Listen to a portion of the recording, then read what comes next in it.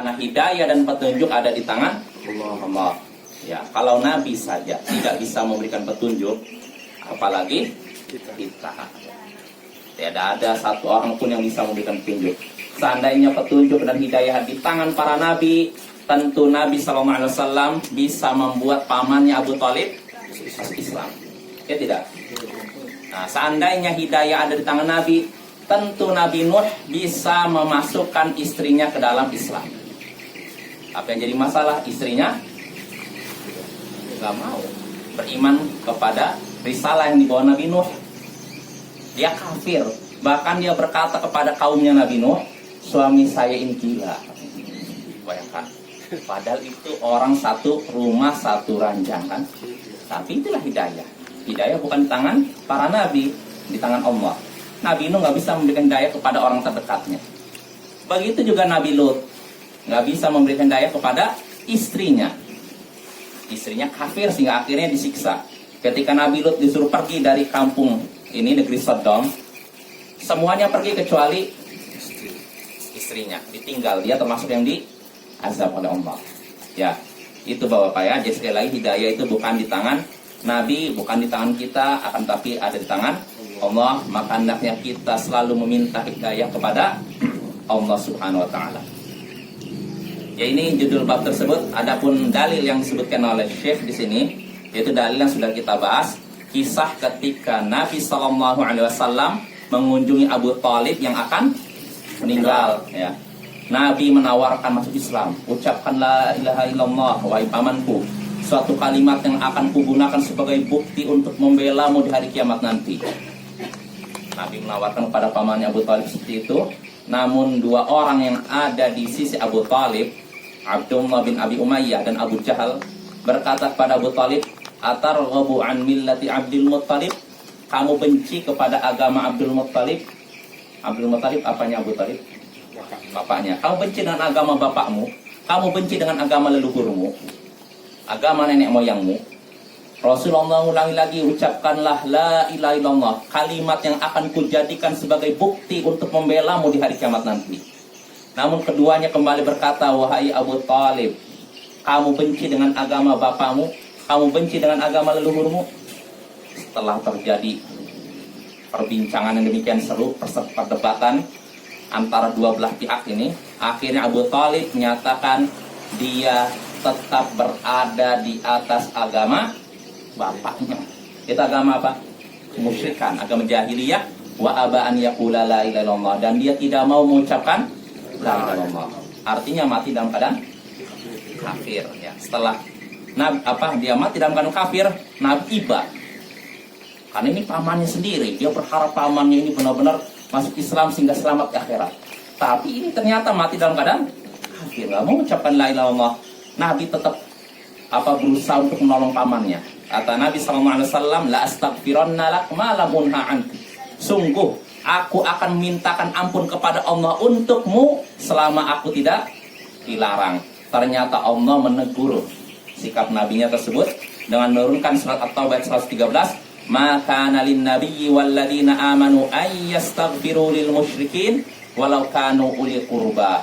Tidak sepantasnya bagi seorang nabi dan orang-orang yang beriman memohonkan ampun untuk orang-orang musyrik walaupun mereka adalah kerabat terdekat.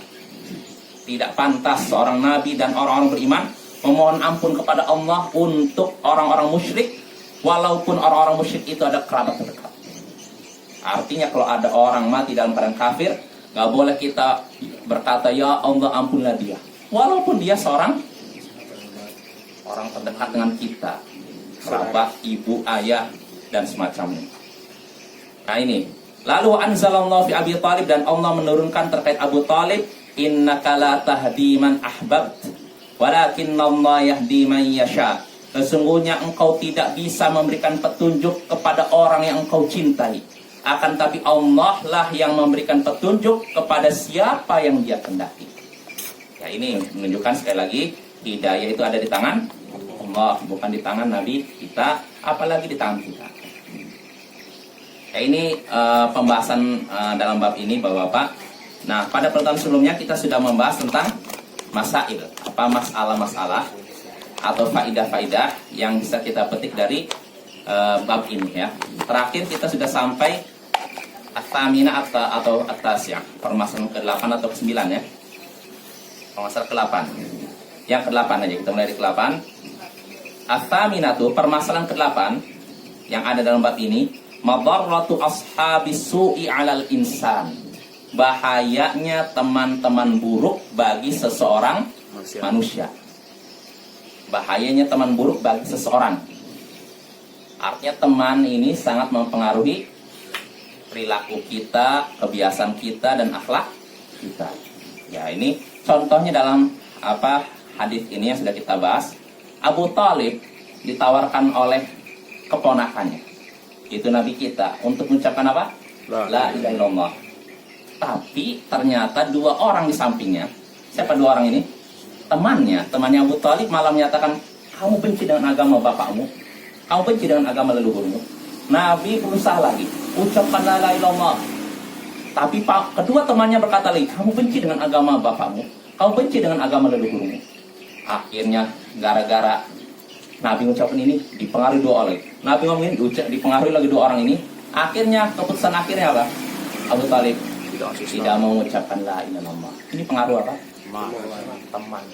Dua teman yang jahat, dua teman yang rusak. Itu Abdullah bin Abi Umayyah dan siapa? Abu Jahal. Ini menunjukkan bahwa Pak, teman sangat mempengaruhi agama kita, akhlak kita, perilaku kita, dan kebiasaan kita.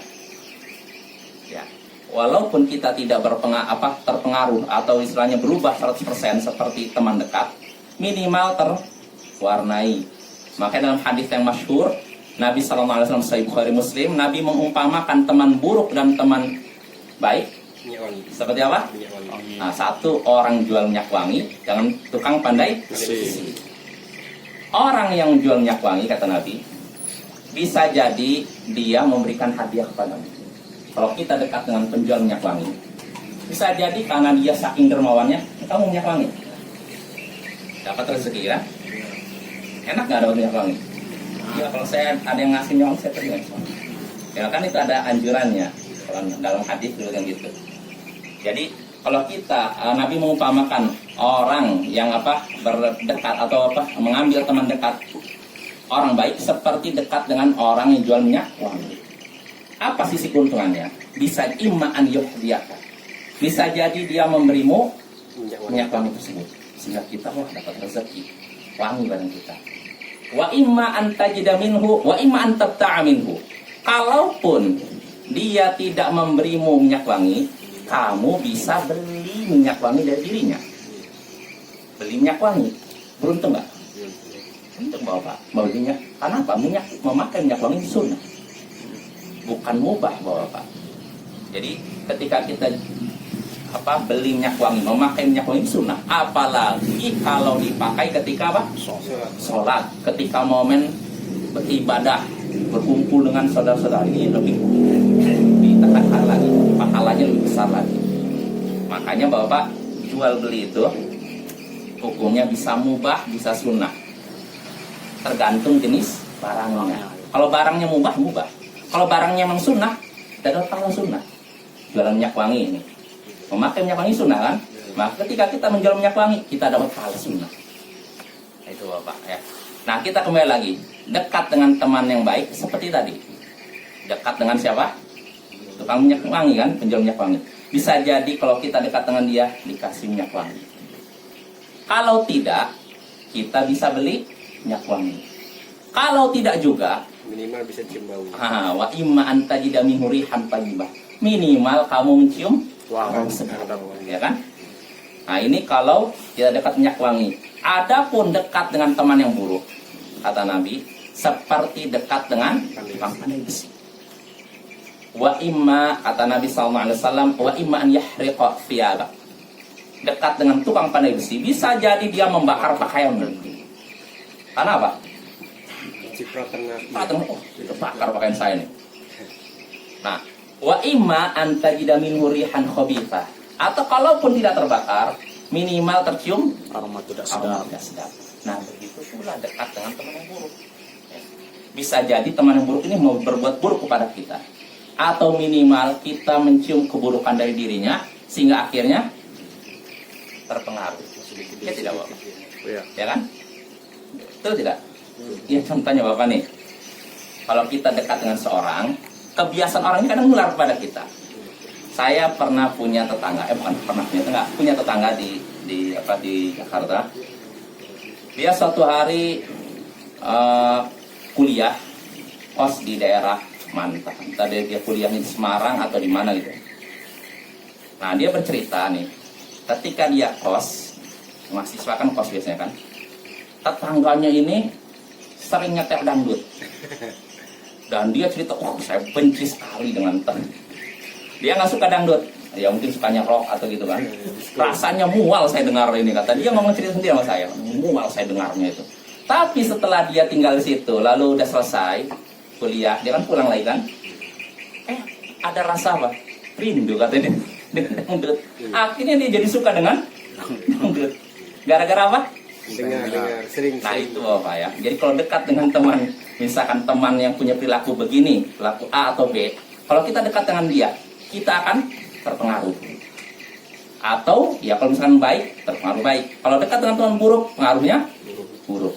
Dan itu nyata Bapak ya.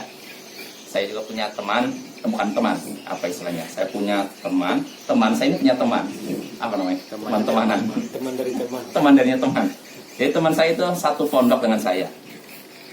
Dia cerita, teman dia suatu hari mengantarkan temannya kerja di daerah Solo lah, Jawa Tengah. Nah, ketika ngantar temannya ini luar biasa, istilahnya penampilannya agamis lah. Kalau karyawan lainnya ketika masuk kerja memakai baju ya kemeja kayak gitu kan. Kalau dia pakai gamis Pakistan. Bayangkan di tempat kerja pakai gamis. Aneh nggak Bang? Beda sendiri kan? Ini orangnya bagus lah. Akhirnya setelah teman saya ngantarkan dia pulang ke Depok belajar mondok kan. Nah, tidak berapa lama, nggak nunggu 1 tahun, tidak nunggu setengah tahun, sekitar 4 bulan, teman saya nengok lagi temannya ini, kaget luar biasa.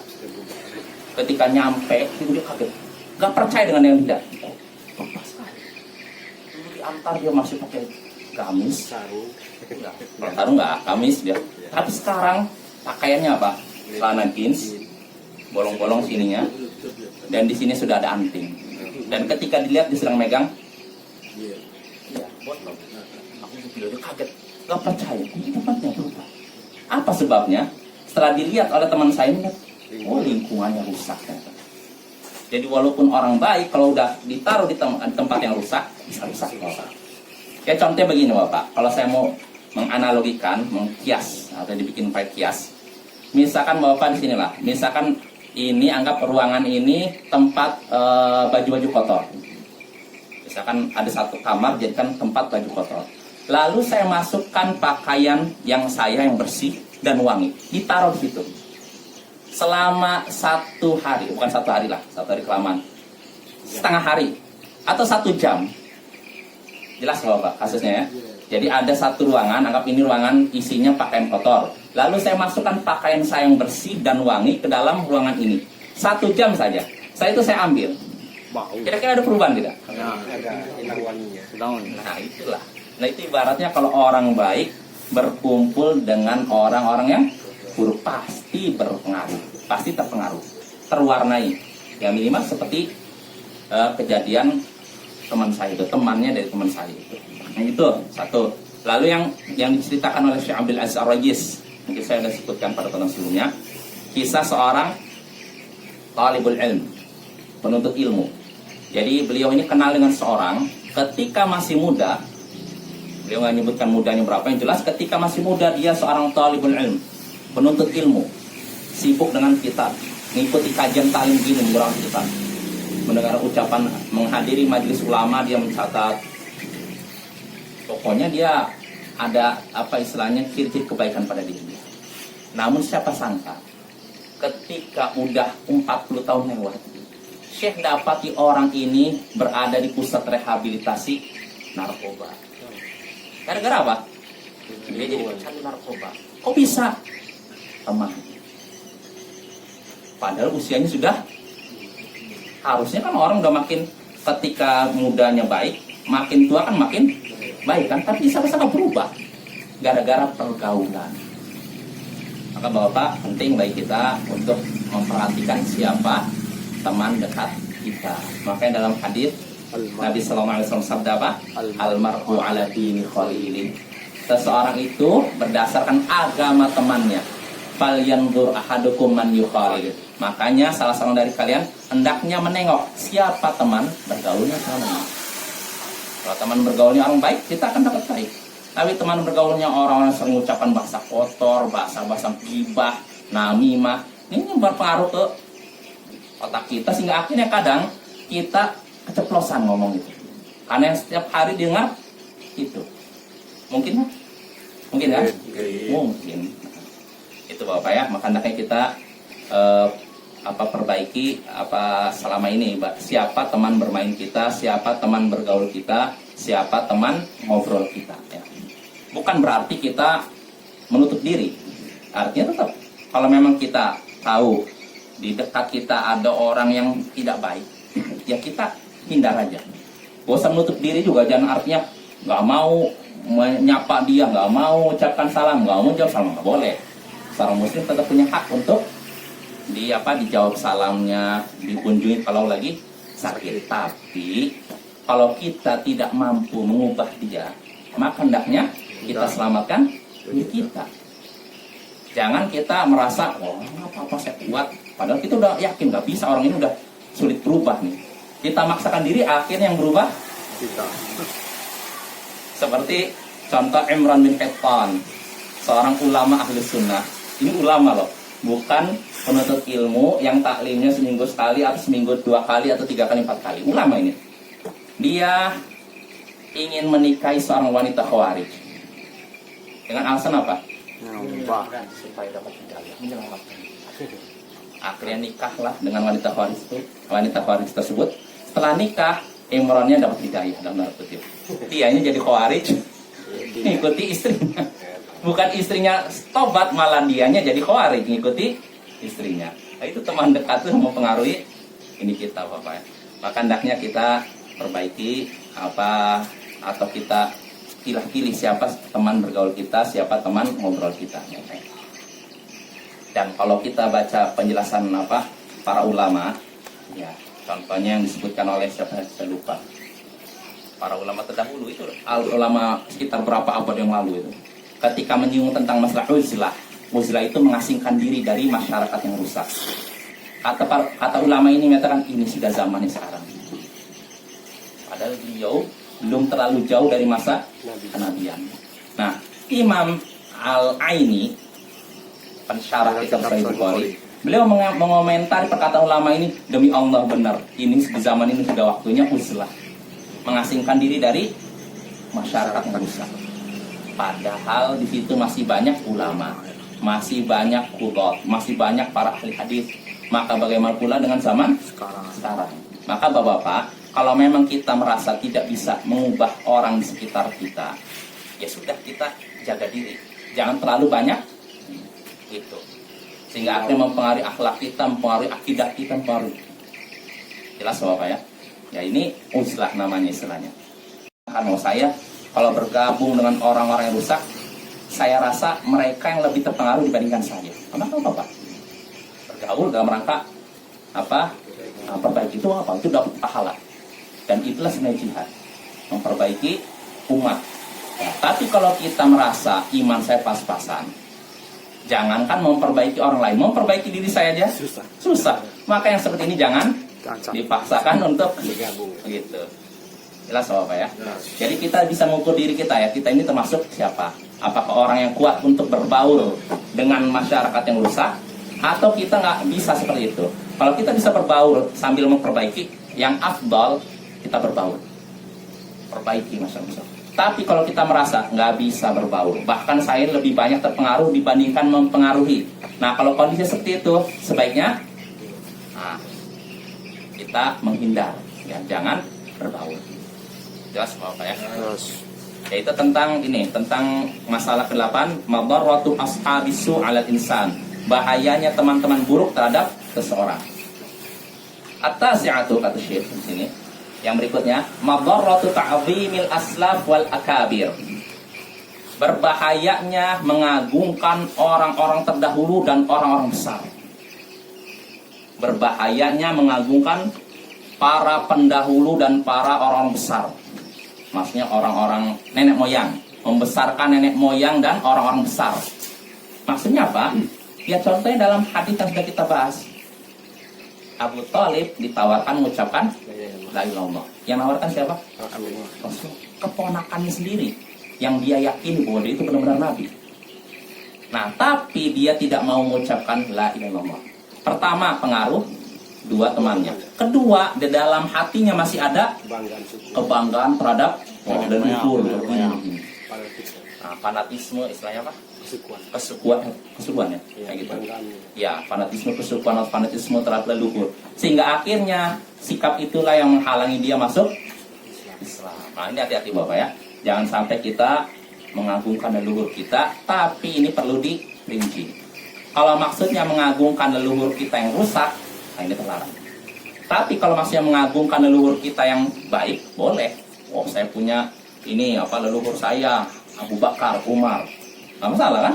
Kalau leluhur saya, misalkan Sunan Kalijaga. Ya, atau siapa lah orang saleh lah. Kakek saya seorang dulu kan perang lawan Jepang, dapat penghargaan dari. Iya, boleh. Kita memuliakan atau mengagungkan itu boleh, tapi dengan syarat tidak ada perasaan saya lebih baik daripada ini. Ini keturunan apa? Saya keturunan darah biru ya, darah hijau. Nah, itu nggak boleh. Itu juga kebiasaan jahiliyah. Darah kotor. Iya. Tapi kalau maksudnya saya menghormati, saya senang, saya bangga dengan leluhur saya karena di orang soleh, apa-apa. Tapi kalau kebanggaan itu disertai mandang orang lain lebih rendah, ini tercela. Itu kebiasaan jahiliyah. Jelas Bapak ya? Ya, perlu dibedakan ya. Itu permasalahan ke-9. Al-ashiratu, permasalahan ke-10. Asyubhatu lil mubtilina fi dzalik, listidlali Abi Jahlin bidzalik. Syubhat orang-orang yang membawa kebatilan dalam hal demikian, yaitu mereka menggunakan dalil Abu Jahal tentang itu. Maksudnya begini, orang-orang yang menolak tauhid, menolak dakwah tauhid, mereka menggunakan dalilnya Abu Jahal tadi. Tradisi. Apa itu? Tradisi. Karena ketika Abu Thalib ditawarkan la ilaha illallah, dua orang ini berkata apa? Kamu benci dengan agama leluhurmu, kamu benci dengan agama nenek moyangmu. Nah, ini Bapak, orang yang menolak dakwah tauhid di zaman Nabi, alasannya apa? Menolaknya dengan alasan bertentangan dengan Tradisi. Nah, begitu pula di zaman setelahnya sampai zaman sekarang. Rata-rata orang menolak dakwah tauhid bukan karena dakwah tauhid ini tidak artinya logis, enggak. Mereka tahu dakwah tauhid logis. Karena apa isinya? Qala Allah wa qala Rasul. Allah berfirman, Nabi bersabda. Allah berfirman, Nabi bersabda. Allah berfirman, Nabi bersabda. Mereka tahu. Cuman apa yang menyebabkan mereka tidak menerima? Di antaranya apa? Tradisi. Mana lagi ini ajaran nenek moyang kami masa mau diubah-ubah? Ya inilah yang Allah sebutkan dalam surat Al-Baqarah. Wa idza qila lahum ittabi'u ma anzalallah qalu bal nattabi'u ma alfaina alaihi aba'ana. Kalau dikatakan kepada orang-orang musyrik itu, ikutilah apa yang Allah turunkan. Itu apa? Al-Quran, Sunnah. Ikutilah apa yang Allah turunkan. Mereka berkata apa? Bahkan kami mengikuti apa yang didapati oleh nenek moyang kami. Artinya kami mengikuti ajaran nenek moyang. Kami mengikuti tradisi leluhur kami. Maka Allah bantah. Awalau kana aba'uhum la ya'qiluna syai'a? Apakah mereka tetap mengikuti nenek moyang mereka walaupun nenek moyang mereka tidak mengerti apa-apa? Jadi artinya ini kebiasaan orang musyrik. Sudah tahu kebenaran depan mata tapi berpaling dengan alasan apa? Nenek moyang. Tidak sesuai dengan tradisi ajaran moyang. Nah, ini kebiasaan jahiliyah yang harus kita hapus dari diri kita dan dari masyarakat kita. Kebenaran itu bukan diukur dari tradisi kebiasaan masyarakat. Kebenaran itu dari Allah, yaitu Al-Quran dan Sunnah. Cuma bapak saya dulu mengamalkan seperti itu ya. Apa itu? Istilahnya alasannya kayak gitu. Bapak saya dulu seperti ini sebenarnya. Ya itulah yang perlu kita luruskan. Artinya jangan sampai berdalil dengan nenek moyang, dengan leluhur, dengan tradisi, kebiasaan, adat istiadat enggak. Ya. Yang namanya apa? Kebenaran itu Al-Qur'an dan As-Sunnah itu. Bukan ini. Apakah artinya kalau gitu semua adat istiadat tradisi ditolak? Tidak. Semua ajaran leluhur ditolak? Tidak. Kalau memang tradisi, adat istiadat, ajaran leluhur tidak bertentangan dengan Al-Qur'an dan Sunnah, apa sikap kita? Terima. Kita praktekkan. Tapi kalau bertentangan, maaf, saya tidak akan ikuti itu. Terus resikonya kamu dikucilkan, terserah lebih baik dikucilkan oleh manusia daripada dikucilkan oleh Allah. Ya tidak? Iya. Kita nggak mencari beragama, Bapak. Kita beragama nggak mencari keridhaan orang, cari keridhaan Allah. Ini yang perlu kita camkan.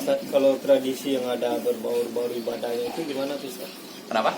Tradisi yang ada berbaur dengan ibadah gitu. Ya kalau memang maksudnya ibadah itu dalam artian ibadahnya itu sesuai dengan sunnah, ya nggak masalah. Misalkan suatu ibadah, misalkan Bapak contoh gini, saya sebutkan aja contohnya. Misalkan gini, memakai niqab, cadar, atau ya cadar, niqab atau semacamnya, ini ada dalilnya dalam hadis. Istri Nabi memakai cadar, ya kan? Walaupun kita terlepas dari hukumnya apa, para ulama, jumhur ulama menyatakan sunnah, sedangkan sebagai ulama mazhab Syafi'i menyatakan wajib.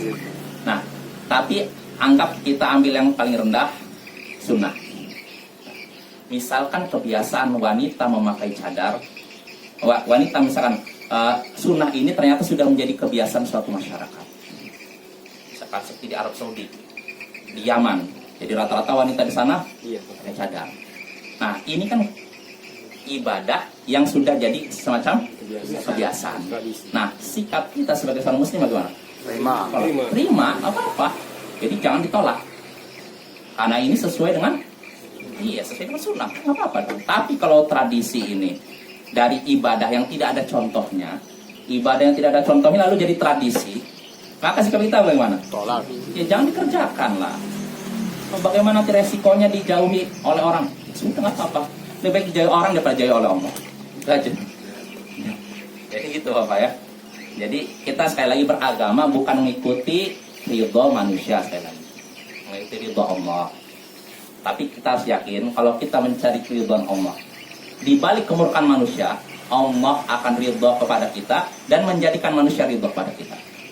Sebagaimana disebutkan dalam hadis, disebutkan nanti di sini, manil tamasa ridhallah bisaqatin nas radhiyallahu anhu wa rada anhun nas. Siapa yang mencari keridhaan Allah di balik kemurkaan manusia, artinya saya melakukan ini, Allah ridho, tapi orang-orang jadi marah. Nah, siapa yang mencari keridhaan Allah di balik kemurkaan manusia, maka Allah akan ridho kepadanya dan menjadikan orang-orang ridho kepadanya. Artinya orang pertama kali murka, apa ini? Menyalahi tradisi, menyalahi adat istiadat, mengubah ajaran-ajaran nenek moyang, marah. Tapi setelah belajar, oh iya ternyata yang mereka ajarkan itu benar, tidak menyimpang dari Al-Quran Sunnah. Akhirnya yang tadinya benci berubah jadi cinta sayang. Saya gitu. Ini janji dari Nabi ya.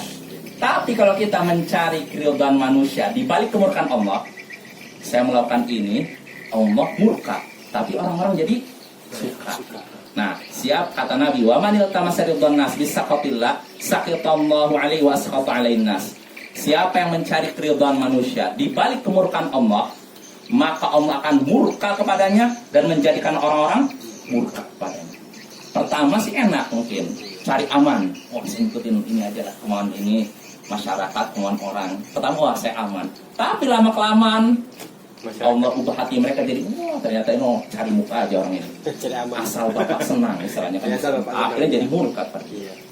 Maka Bapak, apa yang pertama kali kita cari bukan keridhaan manusia, tapi keridhaan Allah. Ini perlu kita camkan baik-baik. Jadi kalau kita yang kita pikirkan itu, kita nggak peduli mau dibilang begini, dibilang begitu, nggak peduli. Tapi kalau yang kita pikirkan ucapan manusia, stres Bapak. Iya stres. Kalamun nas lain. Iya, makanya kata Imam Syafi'i, ridwan nas ghayatun la tudrak. Keridhaan manusia itu adalah tujuan yang tidak mungkin tercapai. Mustahil. Saya ngikutin orang ini supaya orang ini ridho. Tapi yang ini tidak suka. Ya udah saya nyari keridhaan orang ini, yang ini tidak, Tidak. suka. Tak mungkin kita mencapai meraih keridhaan seluruh orang. Kayak cerita ke hadis Ustaz yang ada orang bawa Ledai itu. Ledah. Nah, itu anekdot aja. anekdot Dalam Arab. ngarang. Ya, jelas Bapak ya. Jadi kesimpulannya bahayanya tadi apa? Oh, bukan. Di antara syubhat orang-orang menolak dakwah tauhid, di antaranya dalil yang sebutnya Abu Jahal tadi, yaitu ada atau membanggakan leluhur. Jadi ajaran ini tidak bisa kita terima karena tidak sesuai dengan ajaran leluhur. Nah, ini syubhat yang dipegang oleh orang-orang yang menentang dakwah tauhid di sepanjang masa. Sampai sekarang. Dan bisa jadi nanti sampai menjelang hari kiamat. Ya. Maka kita jangan terlalu kaget kalau misalnya kita menyampaikan ini Al-Quran nih. Allah berfirman begini, hadis Nabi begini. Ah iya, saya tahu ini, tapi ini bertentangan dengan adat istiadat kami, enggak sesuai dengan tradisi kami.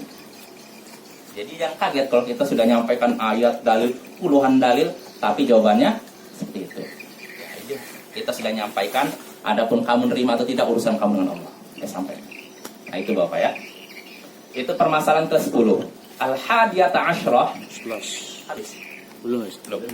Asyahidu liqaulil a'mal bil khawatim li'annahu law qalaha lanafa'athu. Permasalahan ke-11 kata Syekh, inti dari permasalahan ini dalam hadis tadi bahwasanya amalan seorang, nasib seseorang ditentukan di akhir hayatnya. Nasib seseorang ditentukan di akhir hayatnya. Kenapa? Karena kalau Abu Thalib mau mengucapkan la ilaha illallah, tentu ucapan tersebut akan bermanfaat bagi dirinya. Kenapa? Karena yang namanya nasib seorang ditentukan di akhirnya. Jadi Abu Thalib kan dari awal sampai ketika Nabi kunjungi kan musyrik kan? Ya tidak. Tapi kalau di akhir hayatnya dia mengucapkan la ilaha illallah, maka ucapan ini bermanfaat bagi dirinya. Walaupun seluruh hidupnya sebelumnya digunakan untuk kemusyrikan. Tapi Ustaz, perbuatan dia yang menolong Rasulullah, membantu Rasul, melindungi Rasulullah itu nggak bisa dikatakan udah Islam kan? Wa qadimna ila ma'amilu min amalin faja'alnahu haba'an manthura. Allah berfirman surat Al-Furqan, kami menghadap kepada amalan mereka, itu amalan orang musyrik, maka kami jadikan itu seperti debu yang berterbangan. Artinya sebanyak apapun amalan orang musyrik nggak ada gunanya, tidak bersisa sama sekali, nggak ada manfaatnya. Kalau ketika la ilaha illallah itu diucapkan sama Abu Thalib, itu bermanfaat. Makanya Nabi SAW pernah menjenguk seorang anak Yahudi. Jadi anak Yahudi ini biasa membantu di rumah Nabi. Yahudi loh Bapak ya, bukan Muslim. Nah, ketika dia sakit, Nabi menjenguk dia. Lalu Nabi menyuruh dia aslim, masuk Islam lah engkau. Suruh masuk Islam, ucapan syahadat. Nah, si anak ini nengok ayahnya. Kira-kira untuk apa? Tujuan. Gimana nih? Namun luar biasa. Ayahnya yang kafir nyata atiq Abul Qasim. Taatilah Abul Qasim. Yaitu siapa? Nabi Muhammad SAW. Akhirnya dia mengucapkan syahadat. Lalu Nabi keluar, dia meninggal dunia. Maka Nabi pun berkata, Alhamdulillahilladzi anqadhahu bi minan nar.